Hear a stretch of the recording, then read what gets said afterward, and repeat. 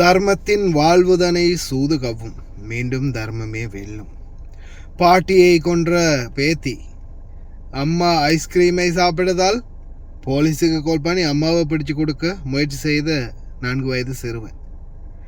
ஆசிரியையை நிர்வாணமாக போட்டோ தயாரித்து பாடசாலை மாணவர்களுடன் பகிர்ந்து கொண்ட சில மாணவர்கள். அஸ்ஸலாமு அலைக்கும். அன்பார்ந்த அனைத்து உறவுகளுக்கும் இனிய மதிய வணக்கம். ஆனால் வீடியோ எடிட் பண்ணுறது நைட்டில் டைம் இல்லை, நோன்பு மாதம் தானே. மிக முக்கியமான சில மூன்று தகவல்கள் வந்து எனக்கு கிடைச்ச வீடியோக்களின் அடிப்படையில் இதில் முதலாவது தகவலை பார்க்கலாம். ආන්නකු මේ කතාව මහනුවර පාසලක සිසුන් පිරිසක් AI යොදාගෙන ගුරුවරියෙක්ගේ නිර්වචාරු ප්‍රසකසා බෙදා හැරලා ෂෙන් සෙනවිරත් මෙලිය සිද්ධිය ගැන මහනුවර කොට්ටාශ ළමා කාන්තා කාර්යාංශයෙන් පුළුල් විමර්ශනයක්. මහනුවර ප්‍රධාන පෙළේ පිරිමි පාසලක සිසුන් පිරිසක් විසින් කෘත්‍රිම බුද්ධිය භාවිතා කරමින් එම විද්‍යාලයේ තරුණ ගුරුවරියෙක්ගේ නිර්වචාරෝප නිර්මාණය කිරීමේ සිද්ධියක් සම්බන්ධයෙන් මහනුවර කොට්ටාශ ළමා හා කාන්තා කාර්යාංශය මගින් පුළුල් විමර්ශනයක් ආරම්භ කොට තිබෙනවා. அதாவது ஏஐ ஆர்டிஃபிஷியல் இன்டெலிஜென்ஸ் மூலமாக அவங்களுடைய பாடசாலை அந்த பாடசாலை மாணவர்கள், அந்த ஆசிரியை, புதிதாக ஒரு ஆசிரியை வந்திருக்காங்க, இளம் வயது ஆசிரியை ஒருத்தர், அவங்களுடைய ஃபோட்டோவை எடுத்து அவங்களுடைய ஃபோட்டோ நிர்வாணமாக்கி அதை வந்து மாணவர்களிடையே பகிர்ந்திருக்கிறாங்க.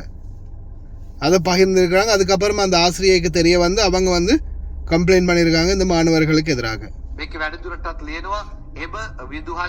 දායි වසරේ ඉගෙනුම ලබන මෙම සිසුන් කෘත්‍රිම බුද්ධිය භාවිතා කරමින් එම විදුහලේ තරුණ ගුරුවරයෙක්ගේ මූණ යොදා ගනිමින් එම ඡායාරූප නිර්මාණය කොට ඔවුන් අතර බෙදා ගනිමින් සිටියේදී එම ගුරුවරියට සිද්ධිය අනාවරණය වීමෙන් පසු මහනුවර පොලිසියට පැමිණ කොට්ටාශ ළමා හා කාන්තා කාර්යාංශයට සිද්ධිය සම්බන්ධයෙන් පැමිණිල්ලක් කරලා එම පැමිණිල්ලට අනුව මහනුවර කොට්ටාශ ළමා හා කාන්තා කාර්යාංශයේ නිලධාරීන් අදාළ පාසලට ගොස් එම සිසුන් භාවිතා කළ බව කියන ලැප්ටොප් පරිගණකයක් හා ජංගම දුරකථන දෙකක් අත්අඩංගුවටගෙන විමර්ශන ආරම්භ කොට ඇති බව ඉහළ පොලිස් නිලධාරියෙක් සඳහන් කරනවා.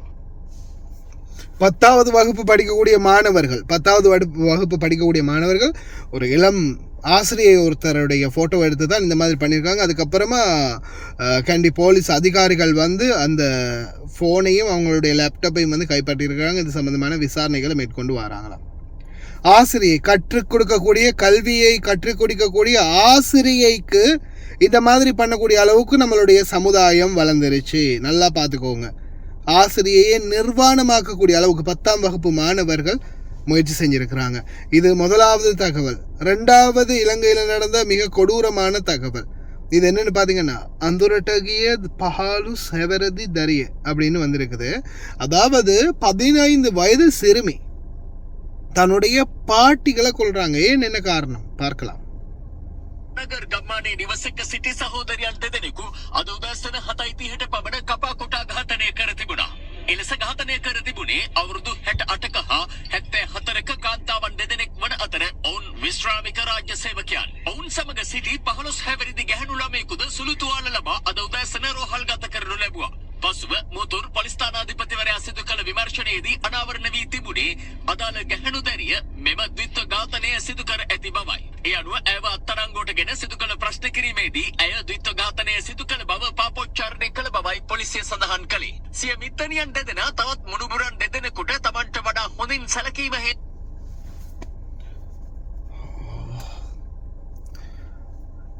2 பாட்டிகளையும் நான் நினைக்கிறேன், ஒன்று அப்பாவுடைய அம்மா, இன்னொன்று அம்மாவுடைய அம்மாவும் இருக்கலாம். அம்மம்மா அப்பா அந்த மாதிரி அம்மம்மா அப்பா அம்மா அப்படி இருக்கலாம்னு நினைக்கிறேன். இந்த பாட்டிகள் 2 பேர். இவங்க 2 பேரையும் 15 வயது சிறுமி வந்து கொடூரமாக கூறிய ஆயுதத்தை வச்சு கொண்டிருக்கிறாங்க. அந்த சிறுமிக்கும் காயம் ஏற்பட்டிருக்குது. இது சம்மந்தமாக மூதூர் போலீஸ் நிலைய பொறுப்பு அதிகாரி விசாரணைகளை மேற்கொள்கிறாரு. இதன் அடிப்படையில் செக் பண்ணும்போது பார்த்தீங்கன்னா, அந்த சிறுமி சொன்னதாவது, என்னை விட மற்ற பேரன் பேத்திகளோடு அவங்க அதிக பாசமாக இருக்கிறதால அவங்கள வந்து நான் வந்து கூறிய ஆயுதத்தை வைத்து உங்களை கொன்றேன் குத்தி, அதில் ஏற்பட்ட காயம்தான் இதுன்னு அவங்களுடைய காயத்தையும் காட்டியிருக்கிறாங்க. හේතුවෙන් ඇති වූ සිත්තවුල මත මෙම ඝාතනය සිදු කළ බව ඇය පොලිසිය හමුවේ පවසා තිබෙනවා. ඝාතන සිදු කළ අවස්ථාවේදී ඒ සඳහා භාවිත කළ තියුණු ආයුධයට තම අතද තුවාල වූ බවයි ඇය පොලිසිය හමුවේ පවසා ඇත්තේ. සිය මව රාත්‍රී සේවා මුරය සඳහා සේවයට ගොස් සිටියදී මෙම ඝාතන සිදු කළ බවත් මියගිය කාන්තාවන් දෙදෙනා අතර අදාළ කාන්තාවගේ මවද සිටිනවා. සැකකාර දැරිය හෙට දිනේදී අධිකරණයට ඉදිරිපත් කිරීමට නියමිත අතර සිද්ධිය සම්බන්ධ වැඩිදුර විමර්ශන නැගෙනහිර පළාත භාර ජ්‍යෙෂ්ඨ නියෝජ්‍ය පොලිස්පති වරුණ ජයසුන්දර මහතාගේ උපදෙස් මත ක්‍රියාත්මකයි.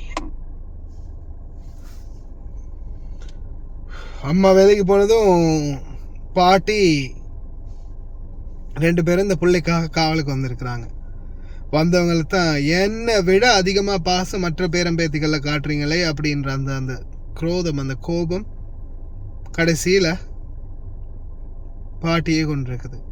இது மாதிரி நிறைய சம்பவங்கள் அரங்கேறிக்கிட்டு இருக்குது. சிலது தெரிய வருது, சிலது தெரியாமல் போகுது.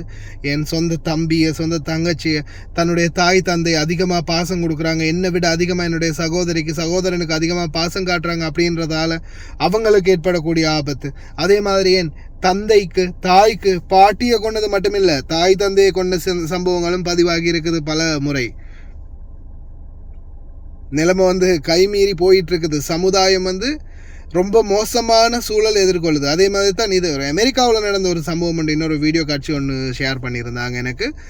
அந்த காட்சியை பாருங்க. Did you call the police? Yeah. Why?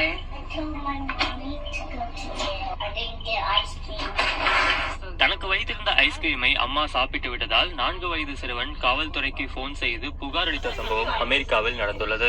Wisconsin மாகாணத்தில் நடந்த இந்த சம்பவத்தின் தொலைபேசி உரையாடலை காவல்துறை வெளியிட்டுள்ளது. Hello, this is Racine County 911. What's the address of the emergency? My mommy is being bad. Oh, this little one got the phone and he's 4. Okay. I ate his ice cream, so that's probably why he's calling 911. Okay, so you don't need police, fire, or rescue? No. No? Okay. All right, we'll go ahead and disregard. Can I just have you confirm your address and can I get your name, please? இதனையடுத்து சிறுவனின் வீட்டுக்கு வந்த காவல்துறை சிறுவனின் அம்மாவின் கையில் விலங்கிடுவது போல நடித்து சிறுவனுக்கு ஐஸ்கிரீமும் வாங்கி கொடுத்தனர். Go ahead, put it on her. Maybe close it up. Need to go to jail. Okay. தன்னுடைய தாய் ஐஸ்கிரீமை எடுத்து சாப்பிட்டாங்க அப்படின்றதால இந்த குழந்தை 911க்கு கால் பண்ணி இந்த மாதிரி என்னுடைய அம்மா என்னுடைய ஐஸ்கிரீம் எடுத்து சாப்பிட்டாங்க, அவங்கள உடனே அரெஸ்ட் பண்ணுங்க அப்படின்னு போலீஸுக்கே கால் பண்ணி சொல்லி அம்மாவை அரெஸ்ட் பண்ண வைக்கிறதுக்கு முயற்சி பண்ணியிருக்குது. உலக நடப்புகள் இது எல்லாத்தையும் தெரிஞ்சுக்கோங்க. ஏன்னா இந்த மாதிரியான சிச்சுவேஷன் உருவாகிட்டு இருக்குது, கலாச்சாரம், சமுதாயம் இந்த நிலைமைக்கு போயிட்டு இருக்குது அப்படின்றத தெரிஞ்சுக்கோங்க. ஏன்னா அதுக்காக தான் சில விடயங்கள், ஏன்னா உலக செய்திகள்லையும் ஒரு சில சம்பவங்கள், அதுவும் முக்கியமாக இதுகளை நம்ம தெரிஞ்சு கொள்ளணும். தன்னுடைய பாட்டி பாசம் காட்டலை அப்படின்றதுக்காக 2 பாட்டிமாரையும் கொல்லக்கூடிய அளவுக்கு 15 வயது குழந்தையின் மனது அந்த அளவுக்கு உருவாகி இருக்குது. இப்போதைய சமுதாயம் இது. 15 வயது ரோட்டில் நின்னாலும் ஃபோன் கூட இல்லைன்னு நினைக்கிறேன். நான் ஒரு கதை சொல்கிறேன். சின்ன வயசில் அப்படியே எச்சியை துப்பிட்டு அம்மா என்ன தெரியுமா சொல்லுவாங்க, இந்த எச்சில் காயிறதுக்கு இடையில், அதாவது இந்த எச்சல் காஞ்சி போகிறதுக்கு முன்னாடி நீ வெளியே போனால் உள்ளே வரணும். கடைக்கு போனால் அங்கே போனால் இங்கே போனால் வந்துடும். ஏன்னா நம்ம கடைக்கு போனால் எங்கேயாவது ஒரு இடத்துல எங்கேயாவது நின்று கொஞ்சம் நேரம் விளையாடி யாராவது கண்டா கதைச்சி பேசி கைவார அடித்து கடைக்கு அம்மா ஏதாவது அவசரத்துக்கு அடுப்பில் ஏதாவது கறியை வச்சுட்டு குழம்பு வச்சுட்டு ஏதாவது மஞ்சள் பொடி ஏதாவது மிளகாய் பொடி ஏதாவது வாங்கிட்டு வான்னு அனுப்பினா அதை நாம் மறந்து போய் கடையில் போய் அதையும் வாங்கிட்டு, இல்லை கடைக்கே போகாமல் இடையிலே ஃப்ரெண்ட்ஸுங்களோட இந்த மாதிரியான நிலைமைகள் இருக்கும் இல்லையா. அப்போ அந்த டைமில் கூட அப்படி ஒரு பயம் இருந்துச்சு அந்த மாதிரி. ஆனால் சில நேரங்கள் என்ன நம்ம பண்ணுற சேட்டைகள் அப்படி அந்த காலத்தில் அவ்வளவுதான் அந்த சேட்டையோட முடிஞ்சு போச்சு. ஒரு லிமிட் இருந்துச்சு. ஆனால் இன்னைக்கு இந்த சமுதாயம் எந்த அளவுக்கு சீர்கட்டு போயிருக்குன்றதை பாருங்கள். இந்த ஆர்டிஃபிஷியல் இன்டெலிஜென்ஸ் இப்போ பாருங்கள், டீச்சரை கற்றுக் கொடுக்கக்கூடிய ஆசான் கேவலமான முறையில் ஃபோட்டோக்களை உருவாக்கி அவங்கள அசிங்கப்படுத்தியிருக்கிறாங்க. இதுதான் சமுதாய மக்களே. முன்னாடி இருந்த ஜெனரேஷன் இப்போ முடிஞ்சு போச்சு. இது 2Kயும் தாண்டி 2010க்கு பிறகு வந்த ஜெனரேஷன் ரொம்ப மோசமாகிட்டு போகுது. எல்லாம் வல்ல இறைவன் தான் பாதுகாக்கணும் அனைத்து குடும்பங்களையும், அனைத்து குழந்தைகளையும், இந்த உலகத்தை. ஓகே ஃப்ரெண்ட்ஸ், இது மாதிரியான சில தகவல்கள் ஆன் வீடியோவில் கொண்டு வந்து தரணும் அப்படின்னு நினச்சேன். அதனால தான் இந்த வீடியோ ரெடி பண்ணேன். நைட்டே நான் ரெடி பண்ணுறேன். எப்படியும் நாளைக்கு மதியத்துக்குள்ளே இதை அப்லோட் பண்ண பார்க்குறேன். ஓகே ஃப்ரெண்ட்ஸ், ரொம்ப கவனமாக இருங்க. குழந்தைகளோட கொஞ்சம் அணுகுங்க. அவங்களுடைய பிரச்சனைகள் என்ன அப்படின்றத கொஞ்சம் பேசி கேட்டு தெரிஞ்சுக்கோங்க. ஏன்னா நம்ம அதை அவங்களோட அந்த அனுசரித்து போகாத காரணம் கூட இந்த மாதிரியான சம்பவங்களுக்கு ஒரு ஸ்டார்ட் பாயிண்ட்டாக இருக்கலாம். அதனால் கொஞ்சம் குழந்தைகளோட தொடர்ந்து பேசி கதைங்க. வெளிநாட்டில் வாழ தாய் தந்தைகள் குழந்தைகளோட கொஞ்சம் டைம் ஸ்பெண்ட் பண்ணுங்கள். ஏன்னா நம்ம செய்கிற தவறு அதுதான். அவங்கள வந்து கணக்கே எடுக்கிறதில்ல. காசு பணம்னு நம்ம ரூட்டை நம்ம வழியிலே நம்ம போயிடுறது. அவங்களுடைய வாழ்க்கையை வேறு மாதிரி தேர்ந்தெடுக்கிறது. அதுதான் பிரச்சனை. அதாவது வெளிநாடு வாழ் தாய் தந்தையர்களை தயவு செய்து குழந்தைகளை பற்றியும் சிந்தியுங்க. எல்லாருடைய குழந்தைகளையும் எல்லாரையும் எல்லாம் வல்ல இறைவன் பாதுகாக்கட்டும். கவனமாக இருங்க. முடிந்த வரைக்கும் இந்த வீடியோவை ஷேர் பண்ணுங்கள். நல்ல தகவல்கள் நாம் எவ்வளோ தான் போட்டாலும் அந்த பார்வையாளர்களுடைய விகிதமும் இல்லை. என்ன பேசுகிறோம் அதிகமாக இல்லை, ஏதாவது ஒன்று சொல்லிட்டு போயிடுவாங்க. இந்த நாட்கள் நோன்பு மாதம் அப்படின்றதால வேலையும் அதிகமாக இருக்கும். இருந்தாலும் சில முக்கியமான கருத்துக்கள், நல்ல தகவல்கள் வரும்போது முடிந்த வரைக்கும் ஃப்ரெண்ட்ஸுகளுக்கும் ஷேர் பண்ணுங்கள். ஃப்ரெண்ட்ஸுகளும் பார்த்தாங்கன்னு அவங்களுடைய நண்பர்களுக்கும் ஷேர் பண்ணும்போது கொஞ்சம் சில தகவல்கள் வந்து மக்களிடத்தில் போய் சேரும். ஓகே ஃப்ரெண்ட்ஸ், ரொம்ப கவனமாக இருங்க. இன்னொரு நல்ல வீடியோவில் சந்திக்கலாம்.